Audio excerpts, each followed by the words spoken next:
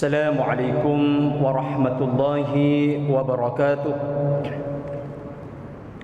Bismillahirrahmanirrahim. Innal hamdalillah nahmaduhu wa nasta'inuhu wa nastaghfiruh wa na'udzu billahi min shururi anfusina wa min sayyiati a'malina. Man yahdihillahu fala mudilla lahu wa may yudlil fala hadiya lahu. Asyhadu an la ilaha illallah wa asyhadu anna Muhammadan 'abduhu wa rasuluh. Allahumma shalli ala sayyidina Muhammad wa ala alihi wa ashabihi wa khulafaihi ar-rasyidin. Amma ba'du. Kita nak pergi jalan jauh, katakan ke Ipoh.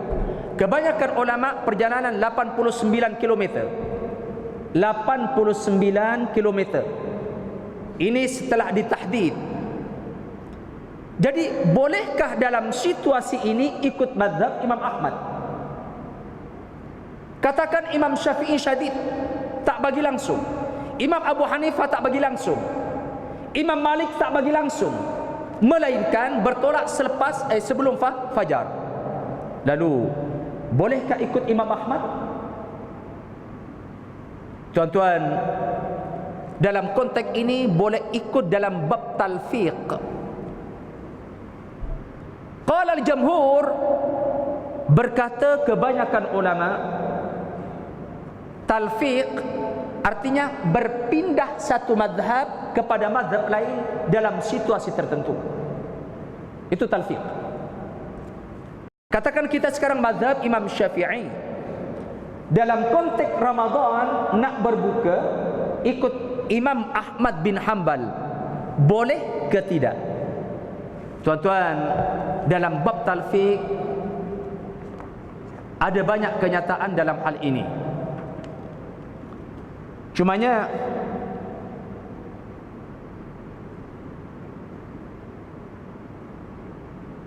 kalau tengok keadaan juzuk pertama Fiqhul Islam wa Adillatuhu, muka surat 96, 97, boleh mana-mana orang yang berpegang kepada satu mazhab kemudian nak berpindah mazhab.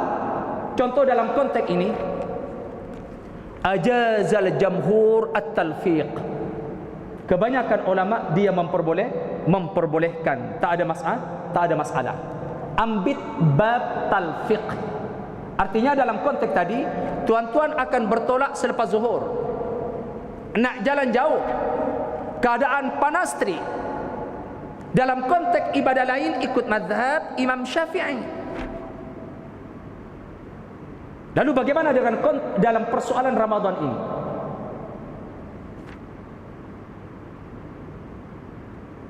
Qala al-ulama bijawazi talfiq. Tak ada masalah. Langsung katakan saya ikut mazhab Imam Ahmad dalam persoalan ini. Itu tak ada masalah. Tuan-tuan boleh cek Fiqhul Islam wa Adillatu, sekali lagi juzuk pertama muka surat 96, 97. Muslim muslimat yang dirahmati Allah Subhanahu wa taala, supaya tidak ada kekeliruan dalam persoalan tadi, saya baca ikut teks. Wa qala aktsarul ulama, berkata kebanyakan ulama, la yajibu taqlidu imamin muayyanin fi kulli al-masail wal hawadith allati tuqrad. Tidak wajib bagi setiap orang Islam untuk taklid, untuk bermadhab kepada imam tertentu. Bal yajuz ay yuqallida ayyu mujtahidin sya' falau iltazama madhhaban muayyanan. Apabila ada seorang ikut mazhab tertentu, dia sebut kamadhhabi Abi Hanifah, contoh ikut mazhab Imam Abu Hanifah, awi Syafi'i, atau macam kita ikut mazhab Imam Syafi'i, awairuhuma, atau yang lain, la yalzamuhu al-istimrar alaih. Maka untuk orang yang mazhab Imam Abu Hanifah atau Imam Malik atau Imam Syafi'i, dia tidak wajib setiap ibadah untuk ikut kepada mazhab ini. bal yajuzu lahu al-intiqal minhu ila madhhabin akhar, bahkan boleh bagi dia untuk berpindah kepada mazhab lain dalam situasi tertentu. Contoh macam tadi, Imam Ahmad tegas. Kata Imam Ahmad, tak ada masalah walaupun dia bergerak daripada rumah selepas fajar ataupun di tengah hari. Walaupun secara zahir kita akan sayang apabila tidak meneruskan Ramadan, tak ada masalah. Contoh macam niat. Niat sebagaimana maklum, syartun 'indal jamhur wa laysa bi syartin 'indal Hanafiyah. Niat dalam Ramadan syarat sah puasa mengikut jamhur, tapi Imam Abu Hanifah mengatakan tidak. Imam Abu Hanifah dia bukan merupakan satu syarat. Bahkan Imam Abu Hanifah menjelaskan dalam persoalan ini, adakah niat syarat atau rukun? Selalunya kalau syarat kita buat sebelum pekerjaan. Wuduk adalah syarat sah sembahyang. Wuduk dibuat di luar sembahyang. Takbir adalah rukun sembahyang. Artinya rukun mesti dalam pekerjaan. Sekarang niat Ramadan ikut pandangan Imam Abu Hanifah, dia adalah bukan syarat. Bahkan bagi beliau, niat yang paling tepat apabila sebelum fajar, mendekati fajar dia baru niat. Dan bagi Imam Abu Hanifah, dia boleh, akan tapi dia tidak wajib. Tapi imam yang lain, katakan lepas maghrib kita sudah niat Ramadan, selalu selepas tarawih, adakah itu sesuatu yang kekal? Iya, kata Imam Malik, Imam Syafi'i, Imam Ahmad. Tapi Abu Hanifah mengatakan tak boleh. Mesti dia mendekati ibadah. Mendekati ibadah artinya sebelum fajar. Dan adakah wajib setiap malam? Qala, tengok, amma niyatul fardiyah falaysat bisyartin bittifaqil madahib. Memang kalau tengok Imam Abu Hanifah, Imam Malik, Imam Syafi'i, Imam Ahmad wajib niat setiap malam.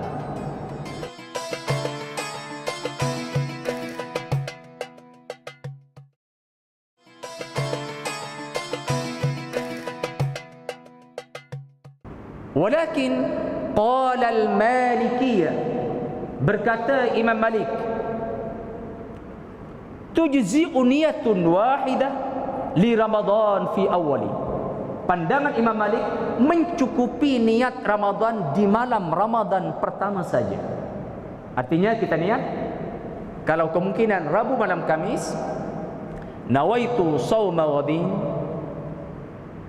an jami'i fardi syahri Ramadan hadhihi sanah lillahi ta'ala.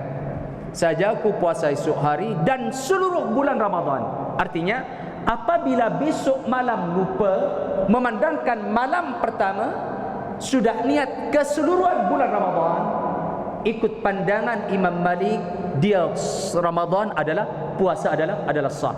Tuan-tuan boleh cek Fiqhul Islam wa Adillatuhu juzuk kedua muka surat 549, pandangan Imam Malik. Bagi saya ini penting, utamanya malam pertama. Takut malam kedua adalah lupa. Ingat, kalau ikut pandangan yang lain, apabila dia tidak niat, batal. Dan orang itu wajib puasa. Dan puasa itu dia wajib diganti. Kenapa tidak niat? Melainkan orang itu makan sahur. Apabila makan sahur, dia tidak niat, di awal waktu tidak niat, pukul 12 tidak niat, pukul 4 tidak niat, tapi makan sahur. Qala ulama, makan sahur mencukupi sebagai ganti daripada niat. Sebab tujuan sahur adalah untuk berpuasa meskipun dia tidak ditalaffuz. Itulah pentingnya sahur. Ini tuan-tuan boleh bahas dari semasa ke semasa. Banyak perkara sebenarnya yang perlu kita dedahkan dalam hal ini, termasuk hal-hal yang lain. walaupun saya pernah mendengar kuliah di masjid ini boleh witir 2 kali dalam Ramadan. Bagaimana pandangan ulama? Sebenarnya dalam hal ini perlu dikaji dengan secara teliti, memberikan kenyataan-kenyataan yang berkaitan dengan witir dalam Ramadan. Memang ada pendapat-pendapat yang kadang-kala dia tanpa ada batasan yang begitu kuat sekali, sebab dia nak sangat witir dalam Ramadan. Memang betul bahawa witir adalah persoalan yang cukup dahsyat, yang cukup luar biasa. Akan tapi muslimin muslimat yang dirahmati Allah Subhanahu wa taala, manakah yang elok? Adakah dia witir dengan jemaah ataupun witir di akhir waktu? Ini penting sekali saya jelaskan, barangkali tuan-tuan akan witir 2 kali. Tengok di sini banyak sekali yang dikatakan oleh para alim ulama. Fa in autara. Ini last. Ambil masa 1 minit Dato' ya. Apabila witir, sembahyang witir dengan jemaah, summa tahajjud, kemudian sembahyang tahajud, lam ya'ud al-witr, maka orang ini tak ada hak untuk witir kali kedua. Aina dalil? Dalil la witrani fi lailatin. Tidak ada witir 2 kali dalam satu malam. Kedudukan hadis ini rawahu Ahmad, Abu Daud, At-Tirmidzi, An-Nasa'i, Ad-Dhiya an Talq bin Ali. Tapi hadis ini wa huwa dhaif. Hadis ini adalah dhaif. Hadis, tengok, la witrani fi lailatin. Tidak ada 2 witir dalam satu malam. Kedudukan hadis ini rawahu Ahmad, Imam Ahmad, Abu Daud, At-Tirmidzi, An-Nasa'i, Ad-Dhiya an Talq bin Ali wa huwa dhaif. Akan tapi wa sahhahu Ibnu Hibban. Ibnu Hibban dia mensahihkan hadis ini dalam kitab Nailul Awtar juzuk kedua muka surat 45. Lalu bagaimana cara? Dia ada cara. Apabila nak witir juga 2 kali dalam Ramadan, memandangkan biasa menutup salat malam dengan witir, dia ada cara. Zakaral Hanabila, berkata Imam Ahmad, ini penting, Imam Ahmad bin Hanbal, annahu idza shalla syakhsun ma'al imam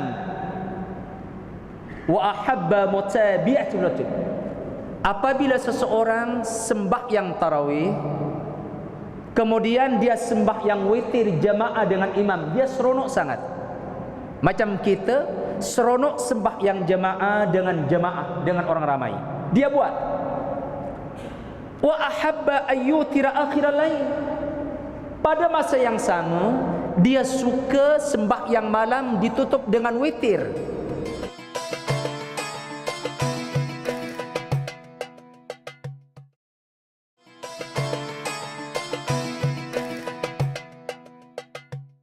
Ada cara, kata Imam Ahmad, fa innahu idza sallama al-imam lam yusallim ma'ahu wa qama fa shalla rak'atan ukhra yashfa' biha salatul imam. Jadi cara dia sembahyang witir dengan imam, selalu imam ambil 3 rakaat. Pertama, okey, assalamualaikum, naik nak 1 witir, dia ikut juga. Akan tetapi apabila imam salam, dia tambah lagi 1 rakaat di tasfiah. Dia niat witir, akan tetapi dia tambah 1 rakaat. Untuk orang macam ini, maka nanti apabila lepas sembahyang tahajud, boleh lagi sambung witir. Ini pendapat Imam Ahmad bin Hanbal. Ini cara yang dibagi oleh Imam Ahmad bin Hanbal, dan tuan-tuan boleh cek keterangan ini muka surat 845. Cumanya dalam konteks ini tetap dinyatakan witir dia hanya sekali, bukan 2 kali. Sebab apa? Yang pertama, dia sambung lagi 1 rakaat, berarti witir belum selesai, sebab dia tidak ganjil. So apabila lepas tahajud nanti dia buat witir lagi dan dia diganjilkan. Rupanya dia ada peruntukan ini kenyataan daripada Imam Ahmad bin Hanbal. Jadi muslimat yang dirahmati Allah Subhanahu wa taala, inilah yang boleh kita kongsi dalam majlis ilmu ini. Walaupun banyak lagi ilmu-ilmu Allah yang luar biasa yang perlu kita bahas, yang berkaitan dengan Ramadan, utamanya dengan persoalan fidyah, persoalan dengan kafarat. Dan ini banyak pemikiran-pemikiran. Oh, saya dulu tak puasa, tak apa, saya bayar fidyah saja. Di manakah keterangannya? Adakah fidyah dibagi kepada semua orang? Itu penting. Saya khawatir dia niat baik, tapi hanya niat baik, tak ditopak dengan syariat. Fidyah. Memang fidyah murah, selangur RM1.70 dah boleh. Saya dengar ada mengatakan kalau beli yang 10 kilo hanya untuk 5 orang. Salah. Fidyah Allah bagi hadiah besar. Fidyah selangur RM1.70 sudah boleh. Katakan RM2. Artinya kalau beras 10 kilo, dia mencukupi untuk beberapa orang. Makanan beras yang dia makan. Sekarang persoalan yang besar, bolehkah setiap Ramadan yang dia tidak berpuasa waktu-waktu itu, katakan waktu dia tidak sedar, diganti dengan fidyah? Tak jumpa peruntukan. Untuk orang ini tetap wajib qada Ramadan. Tidak boleh senang-senang fidyah. Fidyah hanya boleh dengan orang-orang tertentu. Dan ini mungkin akan dibahas oleh ustaz-ustaz yang lain, siapakah orang-orang itu. Jadi sekali lagi mohon maaf mengambil masa sedikit. Semoga tuan-tuan dengan saya semakin gairah untuk berRamadan, dan semoga amalan-amalan kita sepanjang Ramadan diterima oleh Allah, dan kita semakin gembira berjumpa dengan Ramadan. Walaupun banyak kes-kes besar yang berkaitan dengan Ramadan, berhadapan dengan beberapa peperangan yang terjadi pada zaman Rasulullah yang dibagi kemenangan besar sepanjang peperangan dalam Ramadan. Demikian yang boleh kita kongsi pada malam yang mulia ini. Mohon maaf apabila keterangan ini ada sedikit perjanggaan dengan kebiasaan tuan-tuan. Cumanya lagi elok kita saling mengkaji, saling membahas. Semoga ilmu ini semakin berkembang. Dan sekali lagi, kita akan kehadapan menerima banyak maklumat tentang Ramadan, utamanya kelebihan-kelebihan. Ulama yang tegas, yang sahih, yang tepat, tidak boleh memberikan satu keterangan supaya orang itu beramal lebih, memberikan penjelasan yang salah. Salah tetap salah. Saya ulang, tetap tidak boleh memberikan keterangan supaya orang itu beramal, kemudian dibagi penjelasan yang salah, kelebihan, walhal tak ada peruntukan, tak ada kenyataan. Itu satu pembohongan dalam segi keilmuan. Apabila disandarkan kepada Nabi tak cakap, berarti pembohongan kepada Rasulullah sallallahu alaihi wasallam. Termasuk keterangan-keterangan tadi. Persoalan talfiq yang tak jelas, yang saya kata boleh pindah, tuan-tuan boleh cek, boleh baca dalam bab talfiq, fiqhul Islam wa adillatuhu. Begitu juga yang lain. Sampai sini dulu. Wassalamualaikum warahmatullahi wabarakatuh.